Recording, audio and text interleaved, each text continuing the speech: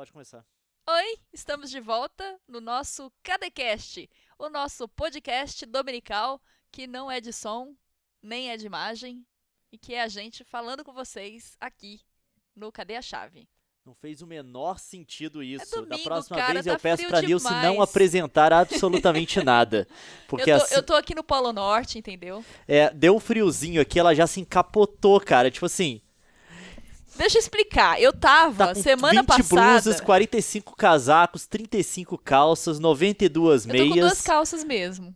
Você sabia que eu tava com duas calças? Como assim? Não, eu tô sei com que uma você tá com calça esse de casaco, você ginástica tá com embaixo moletom dessa. por baixo. Como assim, cara? O Não lance tá foi o tão frio seguinte, assim. semana passada eu tava num calor de 49 graus, lá no noroeste paulista. A gente saía do banho gelado, já pingando suor, entendeu? Aí chega aqui essa mudança, semana da mudança brusca de temperatura. Eu tô com frio, é toda aquela coisa assim.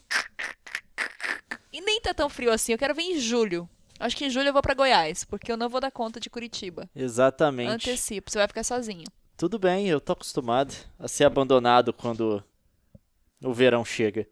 O inverno. As andorinhas inverno. voltaram. Mas a gente tá aqui Eu testando o também microfone novo da voltei. Nilce, tá? Se ficar ruim, porcaria, vocês digam nos comentários. Porque Na acho verdade não é novo, né? é velho, só que eu acho que é um microfone que não vai deixar a minha voz vazar tanto. A gente tem um problema aqui de áudio, porque a Nilce fala muito baixo. Aí Quando eu a tenho que gente tá subir testando. o ganho do microfone dela. Porque começa a gravar, eu me empolgo, aí eu vou aumentando. Não.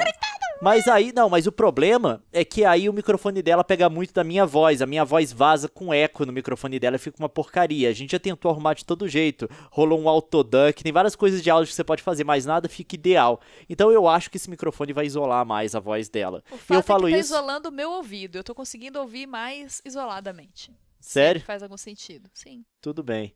Então o que a gente vai fazer agora é entrar nos tópicos da semana. A gente fala isso num domingo muito lento. Se as coisas ficarem meio lentas aqui, se as coisas já estão meio lentas aqui, saiba, porque hoje tá fazendo frio, mas caiu a temperatura assim 2 dias em Curitiba muito rápido. Então o corpo tá se adaptando ainda. A gente tá naquela leseira do friozinho que dá vontade de dormir o Por tempo leseira, inteiro. entende-se que ele acordou à 1 da tarde hoje. Fomos Vamos almoçar. voltamos e cochilamos. Cochilamos.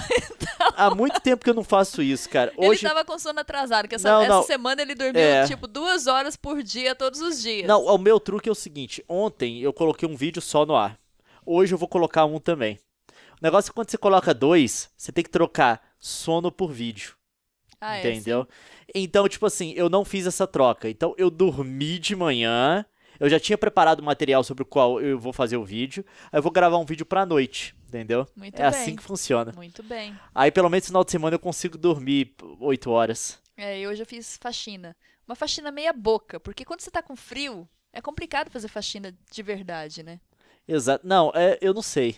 Eu já fiz na Alemanha com frio, eu fazia faxina. Não, mas a casa da Alemanha é aquecimento. O problema é o seguinte, aqui no Brasil você não tem aquecimento nos ambientes. Lá, eu passo muito mais frio aqui do que quando a gente viaja, porque lá todos os ambientes são... A gente não Tudo tem bem a quem gente faz de não, conta que aqui eu viajo muito, tem mas assim. casa que tem, a gente que não tem, entendeu? Não, A na gente- média, assim, estabelecimento comercial. Você vai pra lá, é tudo quentinho. Aqui não. A gente não tem calefação em casa, então o que tiver do lado de fora é o que tá dentro de casa também, E entendeu? você nunca Então, relaxa, você sempre... é legal demais isso. Tá, mas o meu frio tá acima da média. Já tá começando a esquentar, eu já tô começando a sentir A gente tá com um pouco. duas luzes na cara que eu sabia que você ia começar a sentir Daqui a calor. pouco eu vou...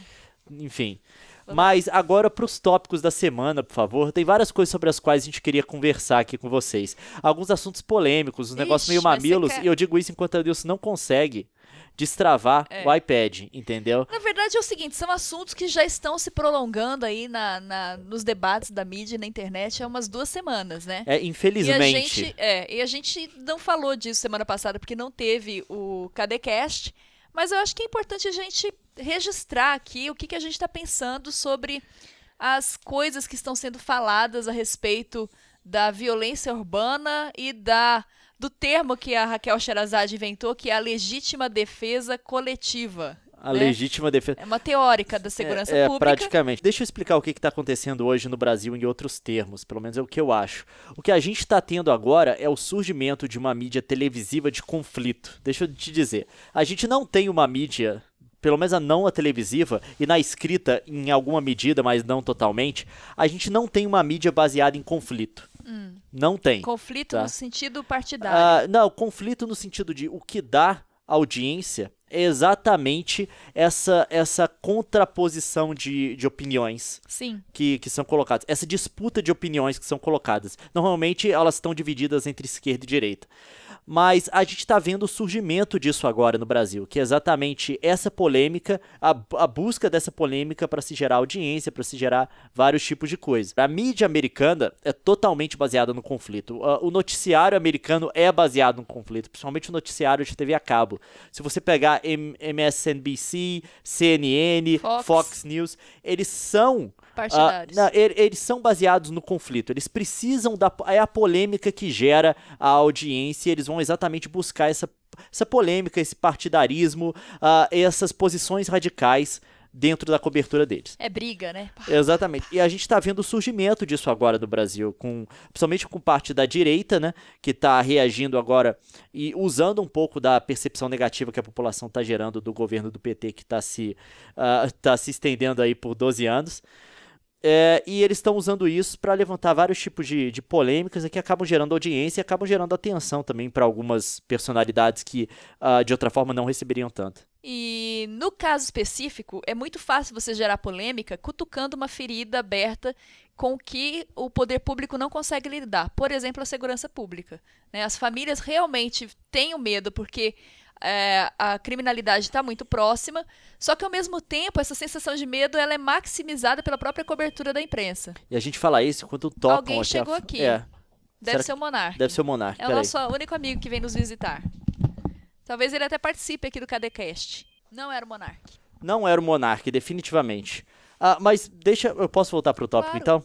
Então, é isso que está acontecendo agora no Brasil e a gente quer emitir as nossas opiniões sobre isso. Mas o que acontece? A gente tem que prefaciar essa coisa toda com uma distinção aqui, uma observação clara e uma parte do problema também, que é o seguinte: no Brasil as pessoas não sabem lidar com opiniões divergentes. Normalmente a opinião que eu aceito, que eu acato, passa a ser meio que a minha religião e eu passo a ofender e tratar como inimigo todo mundo que tem uma opinião diferente. No Brasil, a gente não tem aquele padrão de civilidade que é o seguinte: eu penso desse jeito, você pensa diferente, eu respeito a sua opinião, eu espero que você respeite a minha também. E a gente pode conviver numa sociedade com opiniões distintas. Não é assim, aqui você pensa assim, eu vou te matar! Não é uma questão de aceitar a opinião de todo mundo. Eu posso livremente argumentar contra a sua opinião, como você tem a liberdade de argumentar contra a minha também. E, obviamente, se eu não aceito a sua opinião, se eu não acredito na sua opinião, como eu não adoto a sua opinião como a minha verdade, como a minha versão das coisas, é porque eu tenho algum argumento para poder falar contra ela. Mas isso não quer dizer que eu tenho que te desrespeitar como indivíduo, que eu tenho que te chamar de nomes, porque aqui no Brasil tá assim agora, que se você defende uma opinião de direita, você é amante da ditadura e fascista. Você é contra os pobres, você é... sei lá, você é corporativista, você é capitalista, mercenário, essas coisas todas. Se você defende alguma opinião de esquerda, você é comunista, socialista, Petrarca, que é o nome que eles estão usando. Petralha, esse que é o nome? Petralha. Petralha, que é adorador do PT e coisa do tipo. Então, a gente tem que passar a tratar as coisas de um ponto de vista, tipo assim... A gente tem que ter um nível de civilidade para lidar com opiniões. Claro que você pode discordar veementemente de uma pessoa e demonstrar de uma posição, principalmente, e demonstrar por A mais B por que você discorda daquela pessoa, mas isso não é motivo para essa pessoa ser atacada ou você ser atacado também. Então, que isso fique bem claro. Eu espero que um dia a gente chegue num país em que a gente saiba conversar. Atualmente, seja agradável no YouTube. Atualmente, principalmente na internet, a gente não consegue fazer isso, cara. Que todo mundo quer sentir o dono da verdade. Mas esse que é o empoderamento que a internet traz. Porque é aquele negócio... se você não tem uma relevância muito grande na sua sociedade, se você não é importante, como a gente aqui não é, como provavelmente a grande parte das pessoas que estão assistindo a gente aqui, quase todo mundo certamente não é. No sentido de uma pessoa que tem poder para mudar as coisas na sociedade. Um político influente, um empresário rico, uma personalidade reconhecida e tal. Ninguém aqui é isso. Então, pra gente, pro nosso grupo de pessoas, a única coisa que resta é a tentação de estar certo. Então, o único jeito do cara sentir alguma relevância para a coisa que ele está fazendo ou para a participação dele no mundo é ele estar certo. E ele começa a atacar todas as outras opiniões que vão contra dele, que apontam ele como errado, a coisa que ele acredita como errado, porque a única coisa que ele tem é estar certo, ele não pode influenciar nada, ele não tem poder nenhum, ele só pode estar do lado da verdade. Então se alguém mostra que ele não tá, ou meio que ataca essa posição dele, ele reage de uma forma agressiva. Então, vamos ter em mente isso, todos nós aqui que não somos relevantes no mundo, tá? E vamos tentar evitar essa armadilha. E outra coisa que é muito ilógica é que a gente vê essa defesa visceral de direita e esquerda, de uma forma bem maniqueísta mesmo, bem e mal. Se você tá na direita, você vai achar que o da esquerda é mal e vice-versa. Mas as pessoas não são políticas. Os políticos e os assessores deles defendem isso porque eles têm interesses pessoais bem envolvidos. Né? Então, assim, quando você vai ver lá um representante forte da esquerda, um representante forte da direita, eles estão muito preocupados com o poder que eles vão obter defendendo essas ideias do que necessariamente com as ideias. Diferente das pessoas que não fazem parte dessa esfera de poder e que se agarram a essas ideias sem questioná-las. Exatamente. É a tal da moral de rebanho mesmo, que a pessoa, essa própria coisa da verdade, a pessoa é parte de algo, entendeu? Ela passa a tratar o negócio meio como time de futebol, algo do tipo assim. E ela não pensa, ela não exerce, não pratica o exercício de refletir sobre aquilo, questionando se aquilo realmente é do jeito que é pintado e vendido. Exatamente. Isso é um problema sério. Mas agora passando para a primeira questão, que é a da tal da Sherazade e o problema da legítima defesa coletiva. Legítima defesa, ou seja, porque se você não está acompanhando a notícia, você sabe o que aconteceu, né? A não ser que você viva aí numa caverna, debaixo de uma pedra, numa caverna da lua. Deixa eu sempre falo isso e eu sempre erro. Sempre, você sempre erra. O que aconteceu foi que ela foi, ao noticiar uma notícia de um menino, um menor, que seria supostamente um criminoso, estaria praticando furto no Rio de Janeiro, e foi amarrado nu a um poste, torturado e exposto. Ela noticiou dando certa razão para as pessoas que fizeram isso com o rapaz, dizendo que é reflexo da falta de Estado e que essas pessoas estariam no seu, entre aspas, direito de defesa, ao praticar uma justiça com as próprias mãos. E isso levantou um debate seríssimo, tanto por parte dos especialistas, jornalistas e comunicadores, quanto dentro da própria sociedade. Muita gente apoiando esse discurso, porque ele é, à primeira vista, na parte mais superficial, muito acreditável, né? Ele cai exatamente nessa percepção de carência. Ele vai ao encontro, né, dessa percepção de carência que as pessoas têm em relação à segurança que o poder público deveria prover. O poder público deveria prover determinadas coisas e não provém. Então chega uma pessoa com um discurso desse tipo, que defende a justiça com as próprias mãos, a justiça popular e algo do tipo, exatamente para suprir essa deficiência do Estado de segurança, e as pessoas meio que têm uma tendência a abraçar isso, porque isso é uma deficiência do Estado que a gente vê claramente no Brasil todo dia, o tempo inteiro, no noticiário, no dia a dia, com as pessoas que a gente conhece. É difícil conhecer uma pessoa que nunca foi assaltada. Então, meio que vai ao encontro disso e passa a ser uma coisa extremamente atraente. Emocional, né? É uma solução muito fácil para o problema, vamos colocar assim. A gente tem um problema de carência do Estado, em vez da gente defender como a coisa certa, a correção exatamente dessa deficiência, é mais fácil a gente abraçar uma coisa vingadora, justiceira, Batman. Justiça com as próprias mãos, Batman, coisa do tipo. Então, esse é um problema grave. Mas acho... é exatamente isso que a gente tem que falar. Qual que é o problema? Que as pessoas não estão enxergando. Parece ser solução, não é. Exatamente, isso não é uma solução. Você não corrige uma deficiência do Estado em segurança gerando uma deficiência de segurança do Estado, que é exatamente as pessoas saindo fazendo coisas como justiça. Justiça com as próprias mãos. Contanto agora que fizeram uma pesquisa no Rio de Janeiro, e 78% da população do Rio de Janeiro, a grande maioria esmagadora, é contra esse tipo de coisa. Por que no Rio de Janeiro isso é particularmente relevante? Porque é um dos poucos estados que já teve experiência com isso. Porque no Rio de Janeiro você teve a experiência das milícias, que todo mundo, quando começou, a percepção da população lá no início era favorável, porque eram ex-policiais, milicianos em geral, pessoas que faziam justiça com as próprias mãos, e começaram a expulsar os traficantes de várias localidades e tomar de novo o controle daqueles lugares e dar uma percepção de... Segurança. em geral, uma percepção de ordem e segurança para aqueles lugares. Mas o problema é, toda vez que você retira o Estado, você retira tudo que vem com o Estado, que é tipo, democracia, possibilidade de você manter os agentes do Estado, tipo assim, sob determinada... sei lá, sob determinado controle legal, esse tipo de coisa. Então, acabou que as milícias se tornaram o grande caos, eles se tornaram os novos criminosos, porque quando você retira o Estado, você não retira só um pedaço do Estado, você tem que retirar o Estado inteiro. Tipo assim, um policial, claro que isso no Brasil é extremamente falho, mas enfim, o policial abusa de poder comigo, eu posso, pelo menos em princípio, no Brasil é mais problemático, eu sei, eu posso ir na justiça e reivindicar o meu direito.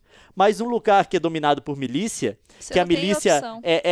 são os 3 poderes, elas são juiz, júri e executor, sabe? Você não tem mais isso. Aí o pessoal viu, opa, isso não é uma ideia muito boa, tá? Então é melhor um Estado falido, problemático, do que você ficar à mercê da mão de um grupo que controla tudo, que não te dá direito nenhum. E aí que surgiu toda essa movimentação para poder eliminar as milícias, de caçar vereador que tem ligação com milícia, esse tipo de coisa.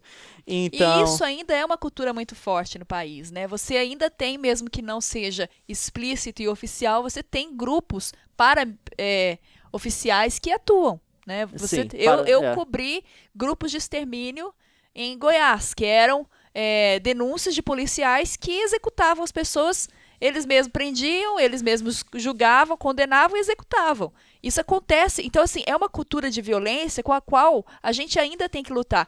E outra coisa, qual é o público-alvo dessas forças milicianas e justiceiras? É sempre o preto, pobre e favelado. Exato. Nunca é o branco de classe média ou rico. É sempre o preto, pobre, favelado, menor e homem. E por isso que você vê essas pessoas que estão defendendo essa posição que a Sherazade defendeu, as pessoas que estão defendendo na internet, em geral, que é a classe média branca, tá? Pelo menos todos que eu vi, que eu tive a oportunidade de ver, tipo assim, que eu tive algum acesso ao provável nível de renda da pessoa e também a cor de pele, é a classe média branca que está defendendo. Por quê? Porque não são as pessoas que imediatamente iriam sofrer os efeitos de uma população justiceira. Tá? Essas pessoas que têm uma proteção, você tem segurança no seu prédio. Mas o cara de favela, o cara lá que estava sob a mercê das milícias, sabe, no Rio de Janeiro, esse cara é o que se ferra. E normalmente é o que não tem voz também. Não é o cara que tá sentado o dia inteiro no computador vendo vídeo do YouTube, deixando comentário ofensivo para as pessoas. É a sua ideia mastigada de televisão. Não, cara. A ideia mastigada de televisão, eu acho que é o que a Sherazade mostrou, sinceramente. É uma saída muito fácil de ser abraçada, porque ela não problematiza e ela não pensa em mais de um passo, né? Além do umbigo da pessoa também, além do umbigo, né? Exatamente. Eu acho que as pessoas procuram essas soluções que, primeiro, tornam elas, tipo assim, donas da verdade, porque é muito importante a questão da verdade. Se você não tem poder, o que você tem é tá certo, não tem jeito. Como eu falo, o aforismo que eu já criei, né? Que o refúgio do fracassado é estar certo. Uhum. Porque você está, de fato, te dá um poder. Você não é ninguém e de repente você tem a verdade. É o que, por exemplo, motiva esse pessoal que abraça a teoria de conspiração, por exemplo. O cara tá lá dentro do quarto dele, sem poder fazer nada, sem influenciar em nada na sociedade. De repente, ele descobre uma verdade. Os Illuminati, sabe? Ele começa a participar daquilo. Ele não tem nada, mas ele sabe a verdade. Então, que ninguém sabe. Ele se torna exclusivo. A verdade é extremamente tentadora pra quem é totalmente desempoderado, cara. E eu tomo muito cuidado com isso, porque eu faço parte desse grupo. Eu não posso decidir nada no meu país. Eu posso fazer um vídeo aqui falando mal de alguma coisa, mas a influência que isso vai ter em como as coisas estão no país tipo assim, é zero, é mínimo. Você tem que observar isso sempre. Mas aí a Sherazade tem essa opinião, muita gente opina. Apoia favoravelmente. Mas qual que é o problema dela? Eu posso colocar aqui. Eu sei que você tem opinião sobre isso também. Mas eu vou falar primeiro a minha opinião sobre a coisa toda. Por que aquilo tá errado? Além do que a gente já mostrou sobre essa relação entre justiça popular e Estado e coisa do tipo, você tem também o fato de que, tipo assim, o desrespeito aos direitos humanos é muito grande nesse sentido. Eu acho muito engraçado o pessoal, isso acontece muito na direita e em alguma medida na esquerda também. Eu não me localizo em nenhum dos dois grupos, sinceramente, eu não levanto a bandeira de ninguém. Que é o seguinte, uma pessoa fala uma opinião extremamente polêmica que normalmente critica o direito de outras pessoas. Quando essa pessoa é criticada de volta, ela reivindica a liberdade de expressão. Mas deixa eu falar, liberdade de expressão é um direito, sabe? Toda essa liberdade faz parte de um grupo de normativas que a gente tem, que normalmente é acordado internacionalmente, que são os direitos humanos. E você não pode ter uma coisa sem a outra. O mesmo direitos humanos que defende a liberdade de expressão, que garante a liberdade de expressão, é aquele que também garante a presunção da inocência, no caso do menino que foi amarrado ao poste, e o direito ao julgamento justo, coisa que foi negado a esse menino. Se você defende que a presunção da inocência e o julgamento justo possam ser negados a esse menino, você não tem direito de defender a sua liberdade de expressão, porque o direitos humanos é um bloco, você não pode, pacote. Você não pode tirar uma coisa. E outra coisa também que as pessoas têm que entender sobre liberdade de expressão. Liberdade de expressão, isso é normativa internacional, não sou eu que estou dizendo, não é um ponto filosófico, é um ponto legal. Você pode verificar aí a Convenção Internacional para Direitos Civis e Políticos, se você quiser ver. Uma coisa que no Brasil, pelo Brasil ter ratificado ela toma precedência, né? Ela é hierarquicamente superior, eu não sei a terminologia certa para isso, o pessoal de direito aí deve saber, a própria Constituição brasileira. Uma vez que a Constituição brasileira esteja em conflito com o instrumento internacional de direitos humanos que o Brasil tenha ratificado, quem toma precedência nesse caso é o instrumento internacional de direitos humanos. E segundo o próprio Pacto Internacional de Direitos Civis e Políticos, você tem limitações para a liberdade de expressão. Você não pode, por exemplo, promover o ódio racial, você não pode promover violência, você não pode ameaçar a ordem pública. Incitar a tortura. Exatamente. Tem várias coisas que você não pode fazer, entendeu? Então, liberdade de expressão não é liberdade para falar qualquer coisa. Na própria normatização do direito de liberdade de expressão, você já tem as limitações dessa própria liberdade. E eu acho que nesse caso, quando você defende uma justiça individual, principalmente com uma pessoa que ela pode ser criminosa, tá? Mas no Estado de Direito, até criminoso tem direito à presunção da inocência e tem direito ao julgamento justo. Se você defende que os direitos dessa pessoa sejam violados, que na verdade ela está defendendo basicamente uma violência contra essa pessoa, quando ela diz que a violência é justificada. Você está basicamente indo contra também o direito de liberdade de expressão, porque é um direito que não permite esse tipo de coisa. É assim, você tinha um negócio também que Não, é só acrescentar sobre o porquê da responsabilidade dela ser maior, sendo ela uma jornalista ancorando um jornal de uma das 3 maiores emissoras do país. A emissora é concessão pública. Então, assim, o fato dela estar lá como concessão pública traz para ela uma responsabilidade com relação também aos deveres que essa emissora tem para com o Estado. Ela está usando o serviço público. Então, a emissora tem, a legislação impõe que a emissora tem uma programação educativa e uma programação voltada à cidadania. Mas não existe uma preocupação com a difusão, realmente, da cidadania e do conhecimento cívico e da informação educativa. Diferente, por exemplo, da televisão inglesa, onde você tem documentário sendo exibido em horário nobre. Exatamente. Você não vê isso acontecer aqui, você não vê esse compromisso. Então, colhendo daí, as emissoras elas são cúmplices da nossa falta de educação e da nossa visão muito medíocre das coisas, da problemática. Exatamente. Se a televisão exibisse uma programação que fizesse as pessoas pensar, a gente teria uma sociedade melhor. Primeiro ponto. E não tá errado, eu acho, a gente reivindicar essas coisas. A gente tem que lembrar sempre que é uma concessão pública, ou seja, você é dono do sinal. Então a gente pode esperar a gente tá dando o direito deles usarem. Eu e você, a gente é dono.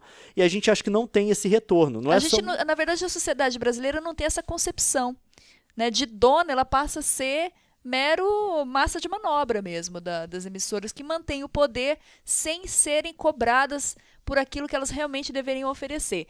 E esse é um ponto de responsabilidade muito gritante. E outra coisa, a Raquel Sherazade, como jornalista formada, ela estudou tudo isso que o Leon falou aqui. Ela estudou sociologia, filosofia e entende o pacto do Estado, né? Todo jornalista formado sabe da consequência que tem a emissão de uma opinião de forma massificada na sociedade.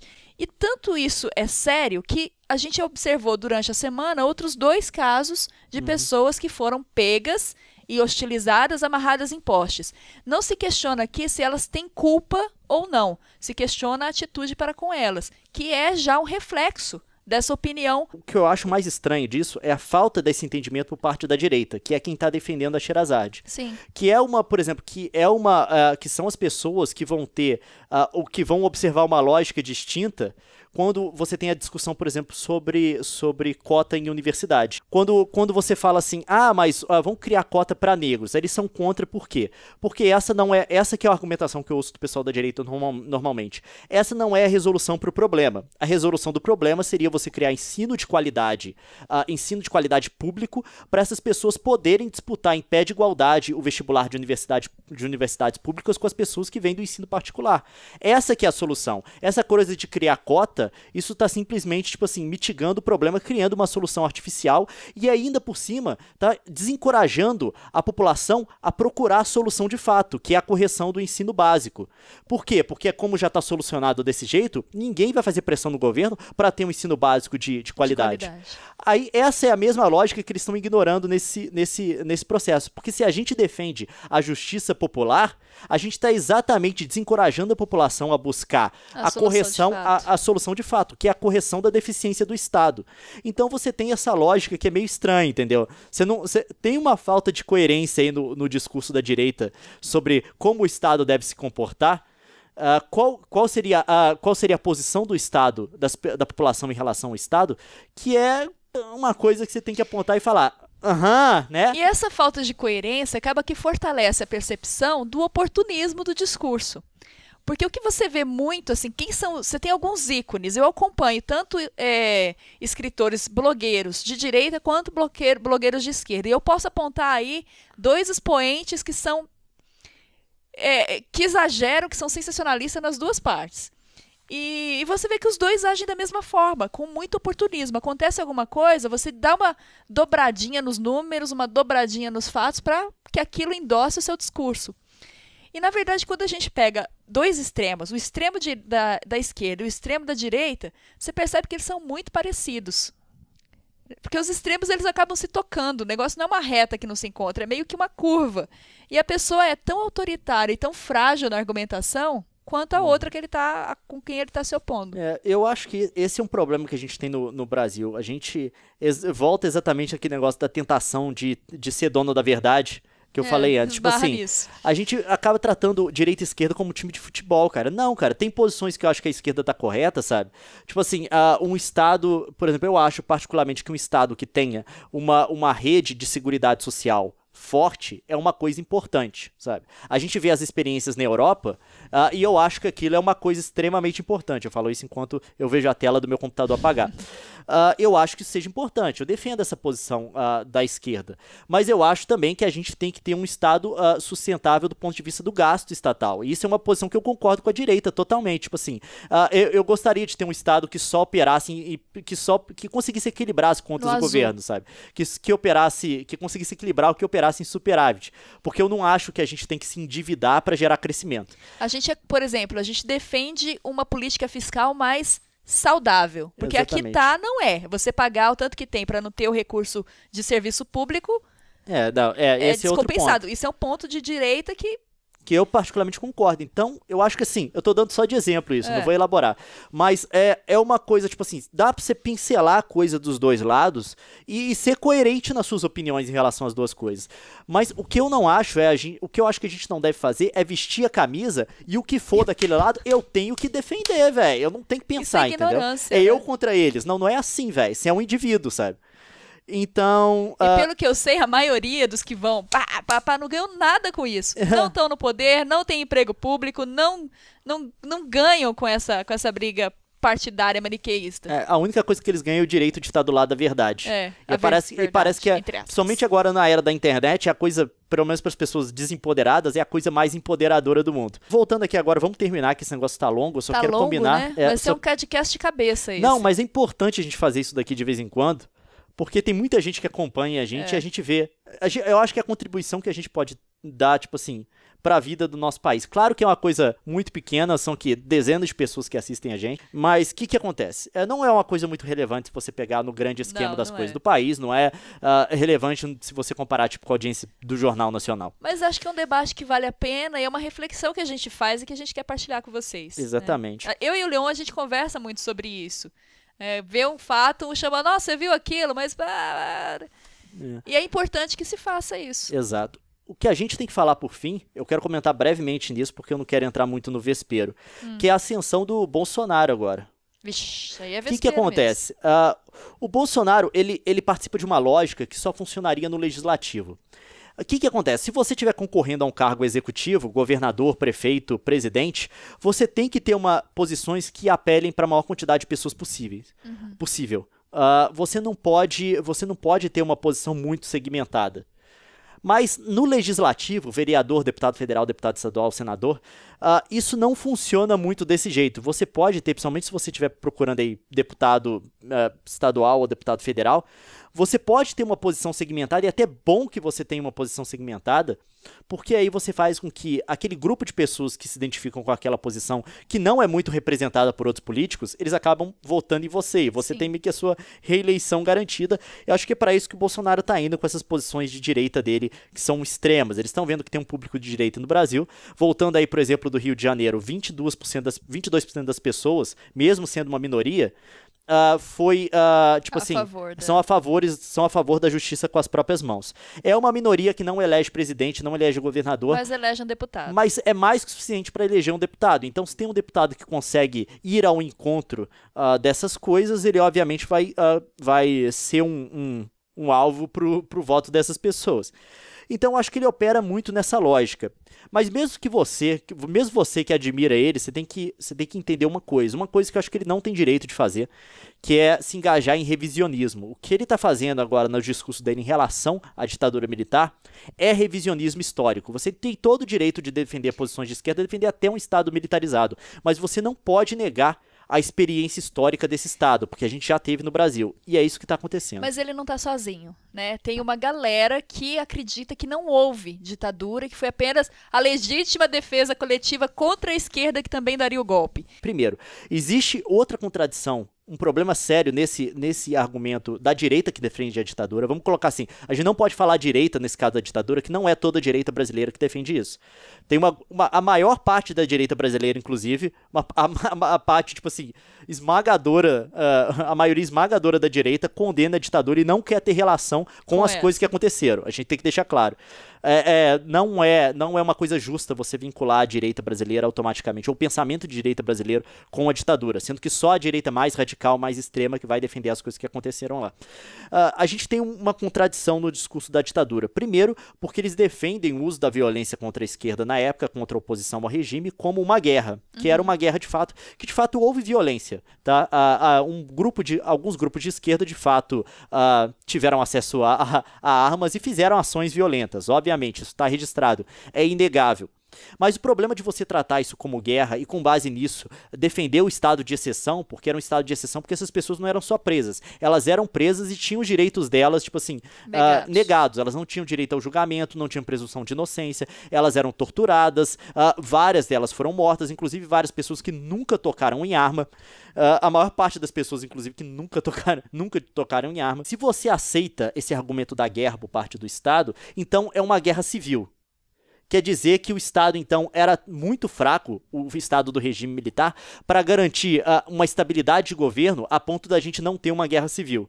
Então, você tem aí um discurso em que um Estado militar era fraco o suficiente para permitir que o Brasil tivesse um estado de guerra civil. Se não for isso, então, você tem um estado de exceção baseado puramente na negação de direitos e na violência. Você não tem uma justificativa para um estado de emergência, por exemplo, que negue alguns grupos de direitos aos indivíduos. Não todos os direitos que foram negados, tá? Nada justifica tortura. Mas num estado de emergência, eventualmente, você pode negar direito à associação, direito à liberdade, negar liberdade de movimento, né? Você pode negar reunião em público, coisa do tipo. Você tem alguns direitos que você pode negar de fato legalmente num estado de emergência. Então você tem essa contradição. Se houve de fato uma guerra, quer dizer que o Estado militar era fraco demais para garantir estabilidade, então a gente estava no estado de guerra civil por uma falha do Estado. Se não era um caso de guerra civil, se o Estado estava simplesmente agindo como polícia para punir essas pessoas, você tem uma situação em que o Estado estava negando aos seus próprios cidadãos direitos básicos sem uma justificativa que meio que justificasse essa coisa toda. E o outro problema, obviamente, é a negação da realidade. Todas essas coisas de tortura, pessoas que tiveram, cidadãos brasileiros que não pegaram em arma em nenhum momento e tiveram os seus direitos totalmente negados. Então, se você disser que isso não aconteceu, que as torturas não aconteceram, que as pessoas foram presas de forma injusta e foram mantidas presas e torturadas sem direito a um julgamento e coisa do tipo, se você está negando isso, você está negando uma factualidade, uma coisa que está registrada em documentos, e você está fazendo um revisionismo histórico, e é isso que como é que é o nome dele? Bolsonaro. O Bolsonaro está fazendo. Então, isso está errado. Tá errado demais. Muita gente não tem conhecimento nenhum disso e embarca nas opiniões alheias. Vai ler a respeito. Acabou de sair uma reedição daquela coleção do Hélio Gaspari, da ditadura. Ditadura desmascarada, ditadura não sei o quê. Envergonhada, e ele acabou de fazer alguma, e se eu não me engano, ele ampliou isso com novos documentos. Tem um site, inclusive, com as fontes que ele buscou, com documentos e tudo mais. Vai lá, procura e aprende mais sobre isso na visão do jornalista Hélio Gaspari. Eu tô dizendo, você não precisa... Você pode até ser a favor da ditadura, cara. Igual tem gente que é a favor de Hitler, entendeu? Eu tô pegando um extremo, não que eu esteja comparando a ditadura com Hitler. Sei que a ditadura foi ruim pra muita gente, mas não chegou nada perto do nazismo, tá? É até uma comparação injusta, até mesmo a ditadura sendo o que foi. Acho que é injusto comparar qualquer coisa com o nazismo, assim, eu não sei, sei lá. Coreia do Norte. Algumas coisas de Coreia do Norte e alguns momentos da União Soviética, sabe? Talvez a escravidão africana possa ser comparada também. Acho que foi até pior. Mas enfim, o que acontece? Você pode defender, mas você não pode se engajar em revisionismo histórico, em negação de coisas documentadas para defender o seu ponto. Aí você tá errado. E é isso, e esse podcast vai ser um podcast longo e só cabeça, só discussão política, sociológica, era necessário. A gente tá chegando no momento do Brasil que a gente está exatamente no tip point, que eles chamam, né, na mudança, no ponto de mudança para uma mídia que vai ser baseada em conflito, eu acho. Cada vez mais a gente vai ver o conflito entrando como forma de atrair atenção para noticiário, para todo tipo de coisa. Prepare-se para o sensacionalismo, para os fatos torcidos, para os números para os discursos inflamados, para as posições radicais, porque, de fato, essa coisa vai pegar agora. Então, é bom a gente fazer essas coisas de vez em quando para conversar sobre esses assuntos. Deixa sua opinião aí nos comentários e a gente volta amanhã com a nossa programação normal. Exato. Tchau. Vemos vocês na próxima. Tchau.